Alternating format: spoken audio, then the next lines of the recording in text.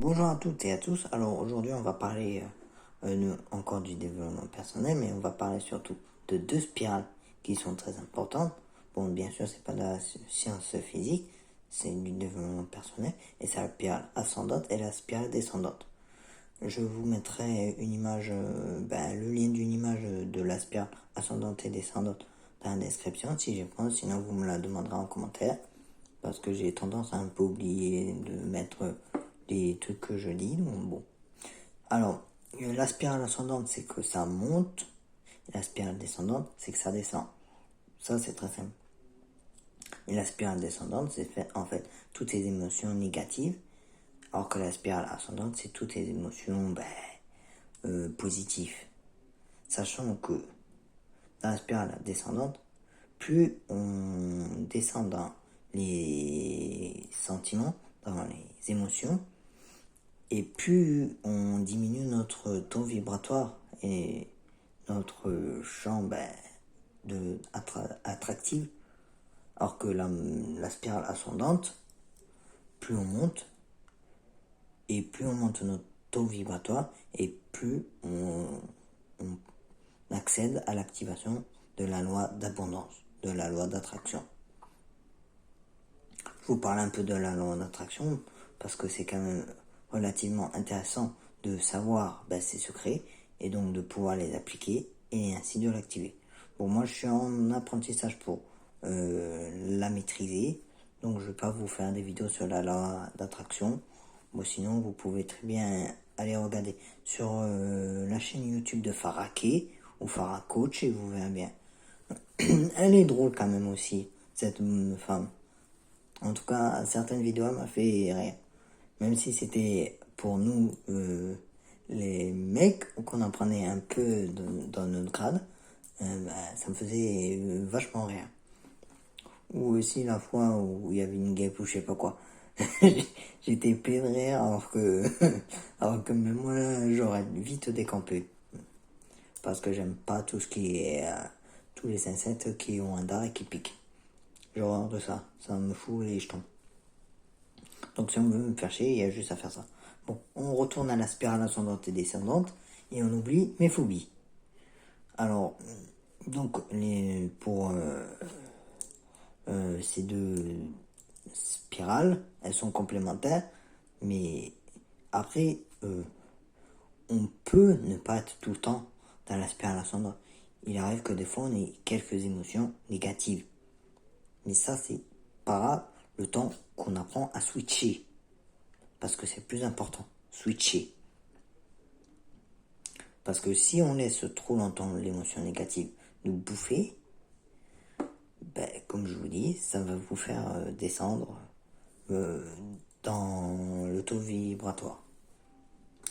Bon, par exemple, dans la spirale descendante, comme je peux voir, dans la première, je vais commencer par le bas, bien sûr. Il y a les peurs, les griefs et la dépression, la victimisation, le sentiment et l'impuissance. Et je suppose que même là, on peut mettre le suicide. C'est pour dire que c'est vraiment je dirais pas le plafond de verre, mais je dirais que c'est le fond du puits.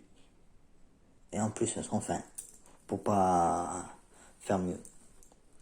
Ensuite, plus haut, il y a l'insécurité, la culpabilité, le manque de dignité. Ensuite, plus haut, il y a la jalousie. Ensuite, il y a la haine, la rage. Encore plus haut, il y a la vengeance. Encore plus haut, la colère.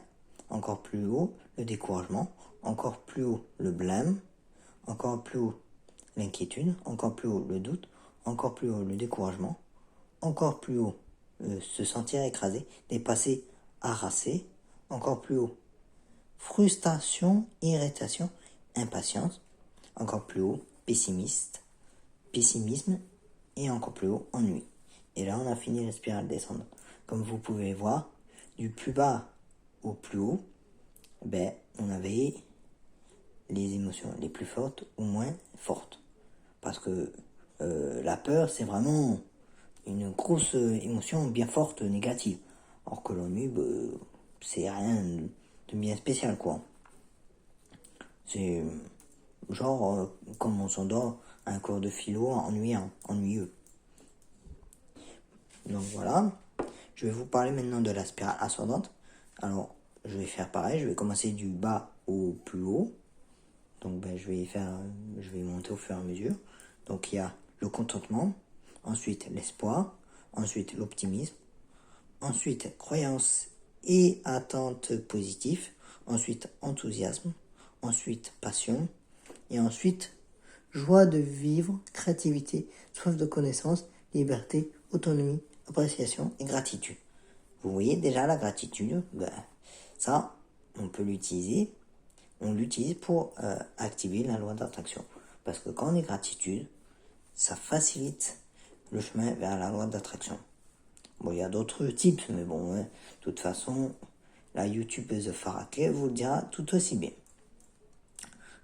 Et comme vous pouvez le voir, dans ce que j'ai dit, le contentement, c'est pas très fort. Or que la joie de vivre, c'est très fort quand même. Parce que si on n'a pas envie de vivre, si on n'est pas heureux de vivre, on a envie de se suicider, on a envie de se foutre une balle dans la tête, ou d'autres méthodes pour se suicider. Et ça, c'est pas bon. Donc en fait, ce que vous voyez, plutôt ce que vous entendez, qui est tout en haut de la spirale ascendante, en fait, c'est l'antipode du bas de la spirale descendante. J'allais dire ascendante, mais non. Alors que le bas de la spirale ascendante, qui est le contentement, est homologue avec l'ennui. Mais quand je dis homologue, c'est plutôt son antipode encore, son contraire. Parce que la spirale descendante et ascendante, quand on les regroupe, on voit que ça fait juste une même entité. C'est juste que il y en a une qui descend et l'autre qui monte. En zigzag, bien sûr, les deux. Et ça, c'est relativement important. Vous allez me dire pourquoi je vous parle de ça. Tout simplement pour que quand vous avez des situations et que vous ressentez des sentiments, des émotions, que vous essayez de chercher sur ces spirales quelle émotion, quel sentiment vous ressentez. Et si c'est bien sûr une négative ou même une positive, essayez d'aller vers la meilleure. Par exemple, si dans la spirale descendante, vous avez de la peur, vous pouvez choisir une des autres émotions de la spirale descendante qui est plus haut, qui est facile pour vous de le faire. Par exemple, de douter. Par exemple, si pour vous c'est facile de douter, essayez de faire quelque chose ou de penser à quelque chose qui vous fasse douter. Comme ça, le doute prendra place de la peur. Comme ça, la peur partira et comme ça, vous serez dans un meilleur taux vibratoire. Et c'est pareil, par exemple, si vous êtes optimiste pour une situation qui est qui est peut-être catastrophique du point de vue des autres, elle n'est pas non plus très forte, cette émotion. Par exemple, si vous n'arrivez pas à avoir des croyances et des attentes positives vis-à-vis de ça, vous pouvez peut-être essayer, si c'est possible pour vous, d'atteindre de l'enthousiasme. Par exemple, l'enthousiasme du résultat que ça va provoquer, du résultat positif. Ou même un autre truc qui vous enthousiasme. Par exemple, avoir le dernier jeu vidéo de Call of Duty, etc. Bon, c'est un exemple. Il y a plein de possibilités. Bon. En tout cas, je vous ai donné quelques tips pour maîtriser ces spirales. Bon, après, c'est à vous de voir si vous les appliquez ou non.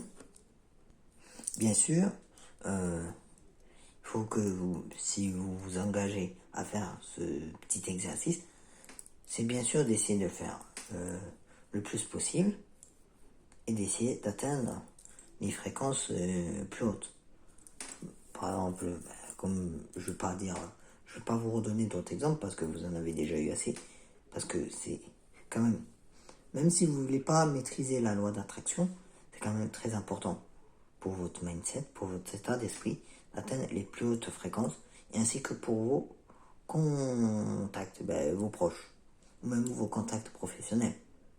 Parce que par exemple, si vous êtes chef de famille et que vous avez la peur, ben, votre conjoint va pas forcément aimer que vous ayez peur. Il ou elle va plutôt aimer que vous ayez de la passion, par exemple, pour lui ou elle. Alors que si vous avez de la peur, ben ça va pas l'attirer des masses, hein. Bon, voilà. J'en ai terminé pour cette vidéo pour cette semaine et je vous dis à la semaine prochaine pour une nouvelle vidéo et j'essaierai de mettre un short comme j'ai fait la semaine dernière. Ciao ciao.